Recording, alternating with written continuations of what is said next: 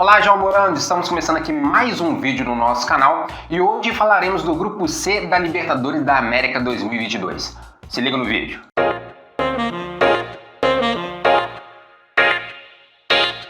O Grupo C da Libertadores é composto do Nacional do Uruguai, um dos times mais clássicos aí do futebol sul-americano, Vélez Sarsfield da Argentina, o Red Bull Bragantino na sua primeira participação na Libertadores e o Estudiantes de La Plata também da Argentina. O Clube Nacional de Futebol é uma equipe localizada em Montevideo, no Uruguai, fundado em 14 de maio de 1899, um dos clubes mais antigos do continente sul-americano. Foi uma iniciativa de jovens estudantes da época com a intenção de consolidar uma instituição de futebol voltado para a população uruguaia, já que ali no final do século XIX para o início do século XX havia predominância de clubes estrangeiros europeus praticantes desse esporte, principalmente os ingleses e os alemães. Aqui a gente tem um símbolo do Clube Nacional de Futebol do Uruguai e mostrando aqui a foto dos três principais fundadores e o local onde eles se reuniram para fundar a equipe. Dentro desse contexto em Montevideo, surgiram duas iniciativas junto dos jovens estudantes para a criação de uma instituição de futebol puramente uruguaia, puramente nacional.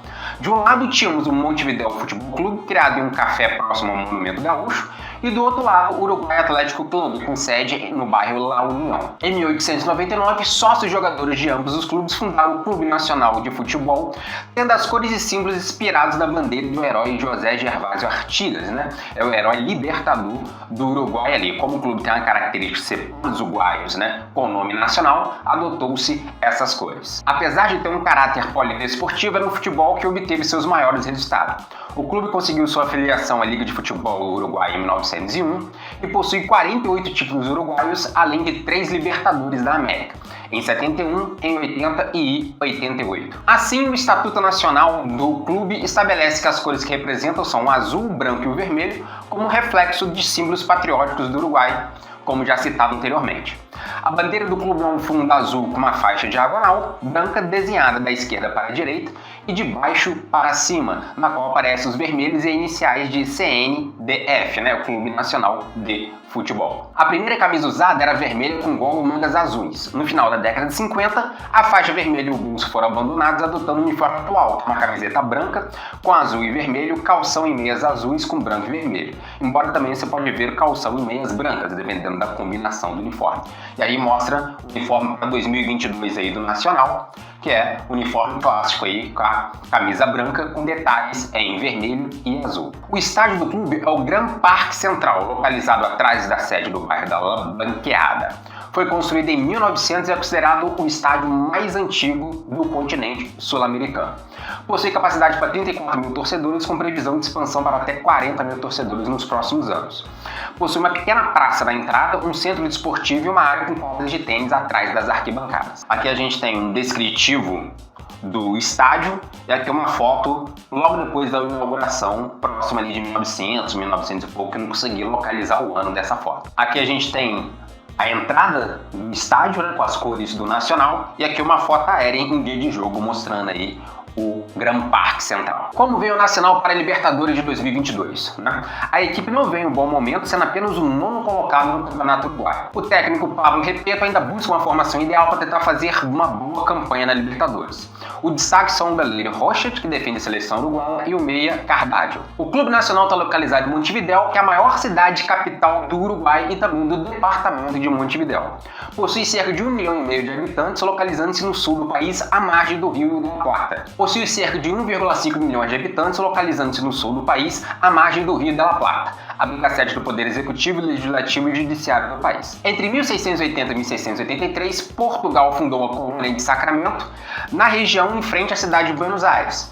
E aí, com a presença dos portugueses, os espanhóis começaram a aumentar sua presença ali na foz do Rio da Prata para conter os avanços dos portugueses. Com isso, a partir de 1723, os espanhóis começaram a criar uma série de fortificações na região da Baía de Montevideo, devido à presença de portugueses da outra margem do rio. Assim começou o povoamento da região, principalmente em 22 de novembro de 1723, que chegam as primeiras famílias na região, como Manuel de Freitas Fonseca, que fundou ali próximo ao Forte de Montevideo. Em 22 22 de janeiro de 1724, os espanhóis em Buenos Aires se deslocaram aos portugueses, estabelecendo a base do que hoje a gente conhece da cidade de Montevidéu. Aqui a gente tem uma foto mostrando todo o país do Uruguai dividido em seus departamentos, equivalente aos estados no Brasil. Aqui está a cidade de Montevidéu, capital do país, aqui na foz do Rio de la Plata, próximo ali ao Oceano Atlântico. Aqui a gente tem uma foto do mapa da cidade, né? A cidade foi fundada nessa região aqui, ela foi crescendo para o interior à medida que foi se expandindo. Depois da chegada das primeiras famílias de colonos em 1725, em 1726 é construído o Cabildo, que é a sede da municipalidade durante o processo de colonização espanhola no continente sul-americano. E assim, o funcionamento da cidade de Montevidéu a partir de 1724 e consolida em 1730. Uma expedição espanhola vinda de Buenos Aires, organizada pelo governador-geral da província, fez com que expulsasse os portugueses da região e começasse o povoamento da nova cidade, a cidade de Montevidéu, com famílias vindo de Buenos Aires. Em 20 de dezembro de 1726 foi elaborado um cadastro de habitantes e em 24 de dezembro foi delimitado um plano da cidade. E aí ganhou-se o nome de São Felipe Santiago de Montevidéu e mais tarde abreviado somente para Montevidéu. O primeiro governador de Montevidéu foi nomeado em 1750 e a cidade se tornou o principal porto do vice-reino do Rio de la Plata, gerando ali uma rivalidade com a cidade de Buenos Aires, disputando a hegemonia econômica sobre o Rio. Na Revolução de Maio de 1810, durante o levante revolucionário das províncias do Rio da Prata, o poder espanhol transferiu a capital do vice-reinado para a cidade, tirando de Buenos Aires.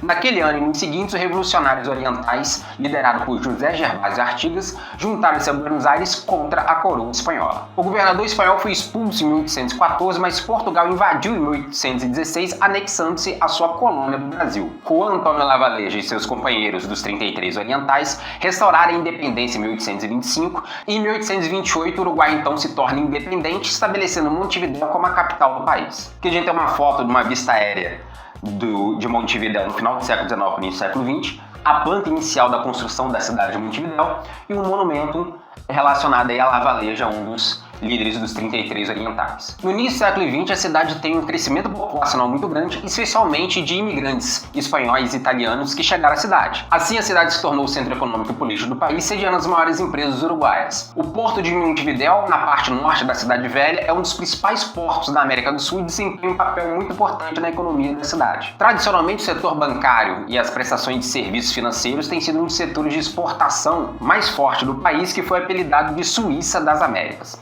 Seja lá o que isso significa.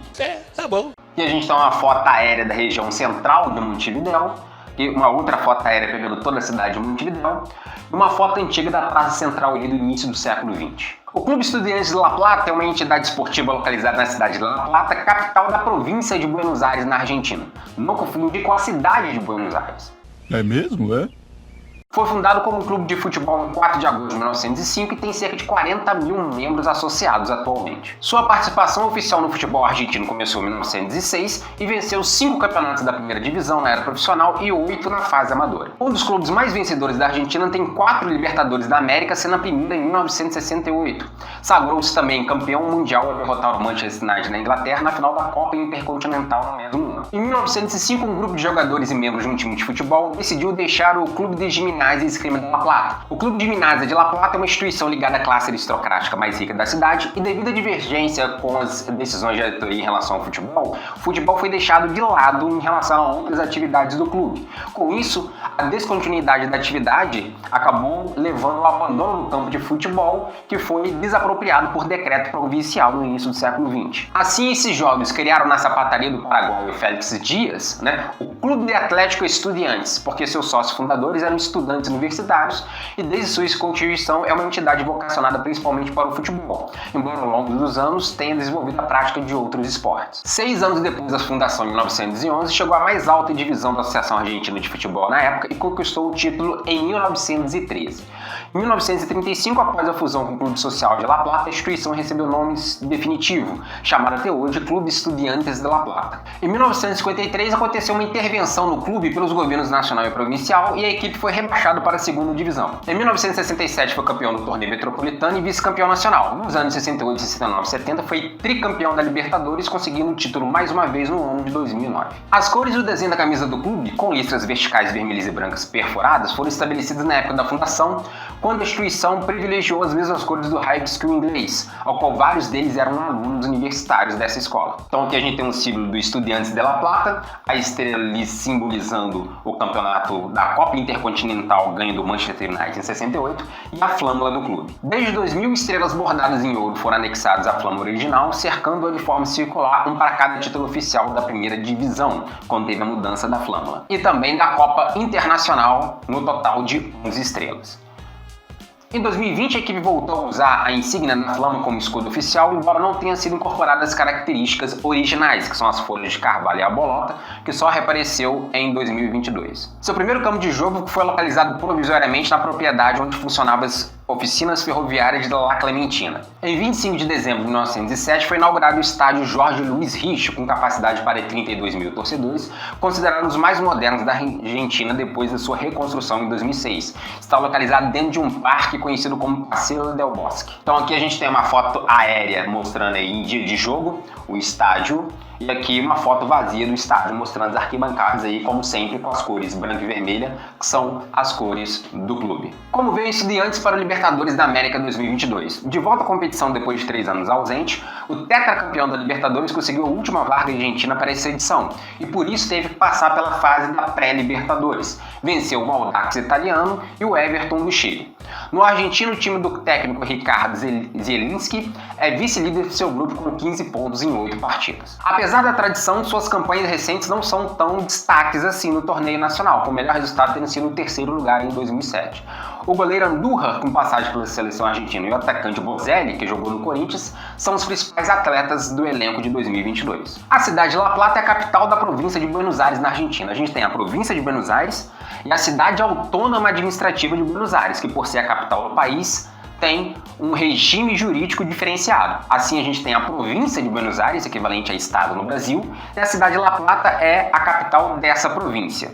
Ah, agora eu entendi! Está localizada a 56 quilômetros a sudeste da cidade de Buenos Aires e a cidade foi planejada e construída especificamente para servir como capital da província, depois que a cidade de Buenos Aires foi declarada Distrito Federal e capital da Argentina em 1880. Além disso, é o principal centro político, administrativo e educacional da província, com cerca de 200 mil habitantes na cidade e cerca de 800 mil habitantes na sua área metropolitana. A cidade foi fundada oficialmente pelo governador Dardo Rocha em 19 de novembro de 1882, com um traçado que sairia da Praça Central em linhas diagonais com seus parques e praças distribuídos exatamente a cada 6 quarteirões. O governador à época escolheu a área de Ensenada, contígua ao Rio de la Plata, e ligada a Buenos Aires pela ferrovia para a construção da nova capital da província. A cidade tem uma forte colonização italiana, porque desde o final de 1882 os primeiros habitantes foram os pedreiros de origem italiana que ajudaram nas obras de fundação e construção da cidade.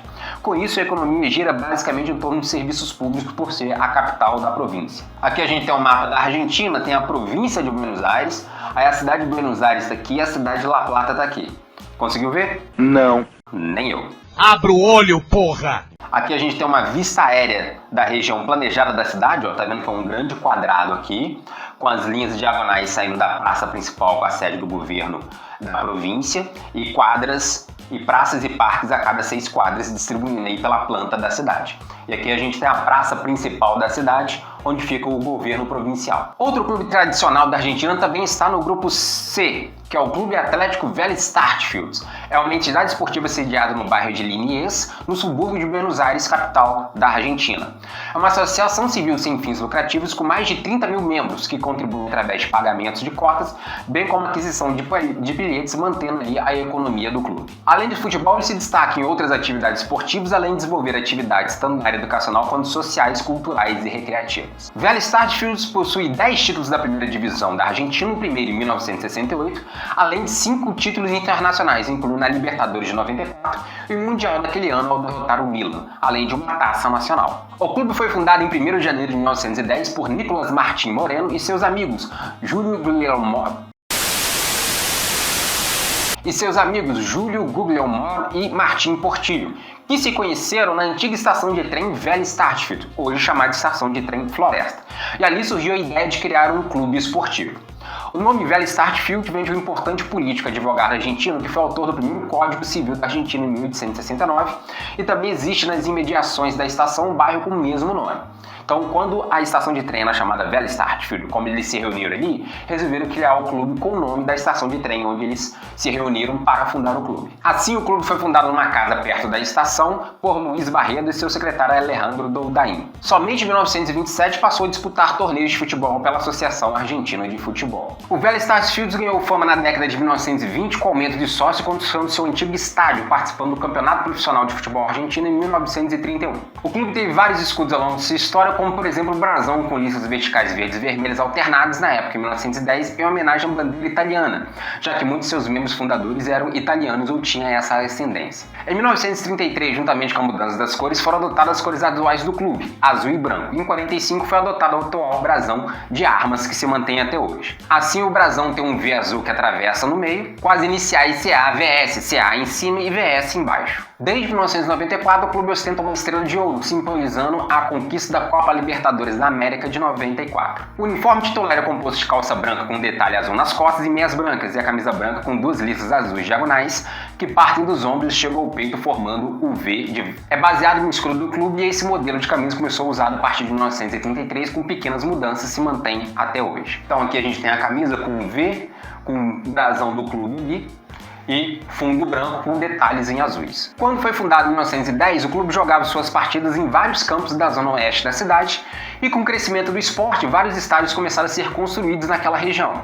Assim, em 1924, foi inaugurado o estádio Vélez Sarsfield, no bairro Vila Louro, chegando à capacidade de 20 mil torcedores em 1926. No entanto, a crise institucional que afetou o clube na década de 40 fez com que o clube fosse despejado do seu antigo estádio. Mais tarde, José Amalfitano adquiriu um terreno no bairro de Liniers e posteriormente o estádio foi batizado com seu nome. Foi inaugurado em 22 de abril de 1951 e atualmente tem capacidade para 49 mil torcedores. As instalações da instituição incluem também um campo de 18 hectares para a prática de futebol, um centro esportivo para a prática de diversas modalidades e uma instituição de ensino. Aqui a gente tem uma fotografia aérea do estádio, mostrando aí as cores branco e azul, que são as características do clube Vélez Sarsfield. Aqui temos duas fotos mostrando o estádio em dias de jogos aí com a torcida presente. Como vem o Vélez Sarsfield para a Libertadores de 2022? A equipe foi o melhor colocado na tabela geral argentina em 2021 e disputa a Libertadores pela 16ª vez na sua história. No ano passado, a equipe caiu nas oitavas de final e desde 2004 o time avançou para o mata-mata em todas as edições que disputou. Contra equipes brasileiras, o retrospecto é equilibrado, 44 jogos, sendo 16 vitórias, 10 empates e 18 derrotas. O momento atual do time no Campeonato Argentino é complicado e o técnico Maurício Pellegrini saiu diante dos maus resultados no início da temporada de 2022. Quem comanda até este momento é o técnico interino Júlio Vaccari. Na primeira fase do Campeonato Argentino, está na 9ª colocação do Grupo B com 9 pontos. Prato, ex-jogador do São Paulo do Atlético Mineiro, está no elenco, mas atua pouco, geralmente por causa de problemas físicos. O goleiro Hoyos e o atacante Johnson são os destaques do time atual. Vélez Sarsfield é da cidade de Buenos Aires, que é a capital e maior cidade da Argentina. Essa metrópole é uma cidade autônoma, por ser a capital administrativa do país, tem autonomia jurídica e é dividida em 24 distritos, estando localizado na região centro-oeste do país, na margem sul do Rio de la Plata, na região das planícies conhecido como Pampas. A cidade foi cedida em 1880 pela província de Buenos Aires, até então capital da província, e também tinha funções como capital do país, para ser a capital federal do país. Sua população é de cerca de 3,5 milhões de habitantes, com cerca de 17 milhões, juntando aí todos os municípios da área metropolitana. Sua primeira fundação ocorreu através de um assentamento em 2 de fevereiro de 1536 do espanhol Pedro de Mendoza, que chamou a região de Nossa Senhora Santa Maria del Buen Aire. Fez isso em relação a padroeiro dos navegantes. A região era habitada pelos índios querandis. Aqui a gente tem um mapa da região metropolitana de Buenos Aires, que está de amarelo aí é a cidade de Buenos Aires. Todas as cidades que estão marcadas em azuis faz parte da região metropolitana de Buenos Aires, e o que está de rosa é a cidade de La Plata, que a gente viu anteriormente, pegando aí com a Ensenada e Berizo, que são as cidades que fazem parte ali de La Plata. Conseguiu ver? Não. Aqui a gente tem o primeiro desenho mostrando aí a fundação da cidade de Buenos Aires. Apesar da tentativa de assentamento por Pedro de Mendonça, a cidade remonta a Juan de Garay, que em 1580 nomeou de Cidade da La Trinidad, quando saiu de Assunção com cerca de 300 pessoas, além de gado, plantas, forragem e madeira, para construir um novo assentamento. Começou a construção da Praça Maior e do Cabildo, assim a cidade de Buenos Aires tornou-se um governo subordinado ao vice-reinado do Peru. A cidade tinha pouca importância dentro da colonização espanhola, e somente a partir do século XVIII, com o crescimento da indústria de couro, que a cidade foi designada capital do recém-criado vice-reinado do Rio de la Plata, com o objetivo da colonização espanhola ocupar mais essa região aí devido ao ataque de corsários ingleses e franceses. Assim, outro objetivo era evitar o contrabando, conter os avanços também dos portugueses sobre a região. A cidade experimentou um progresso exponencial entre 1780 e 1800, recebendo também uma forte imigração espanhola e, em menor medida, francesa e italiana. Durante a Guerra Anglo-Espanhola, a Grã-Bretanha interessou-se pelas riquezas da região e a Espanha aliou-se à França, inimiga do Império Britânico. Para conter os ingleses, a cidade se organizou e, com a chegada de ideais liberais da Europa através do processo migratório e com a ocupação mais tarde da Espanha pelo exército napoleônico, houve o surgimento dos primeiros movimentos emancipatórios que desencadearam a Revolução de Maio de 1810 e a criação do primeiro governo nacional. A fundação em 1854 do município permitiu organizar a cidade e, durante um longo processo de criação do Estado Nacional da Argentina, Buenos Aires foi escolhida a sede do governo nacional. Aqui a gente tem a foto de uma das primeiras igrejas da cidade, que agora eu esqueci o nome. Ah não, sério? Um desenho do Cabildo, sede do governo municipal durante a colonização espanhola. Aqui uma foto no final do século XIX aí da Praça Central e uma fotografia aérea mostrando o obelisco na Avenida 9 de Julho.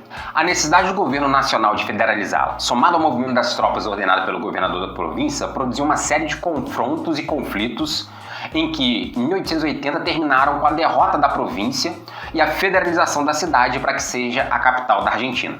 Posteriormente, a província cedeu também os distritos de Flores e Belgrano, que foram anexados ao território da capital federal. No final do século XIX e início do século XX, a cidade passou por uma importante transformação, permitindo o desenvolvimento da infraestrutura urbana. O principal setor econômico da cidade é de serviços, representa 78% da economia, e os ramos mais importantes são os serviços imobiliários e de informática, além de profissionais liberais, serviços empresariais e de finanças. A indústria de transformação responde por 20% do produto interno bruto da cidade. Aqui temos duas imagens aéreas de Buenos Aires, uma mostrando aqui a praça em frente ao Congresso Nacional e outra mostrando aqui o bairro de Recoleta, mais ao norte da cidade.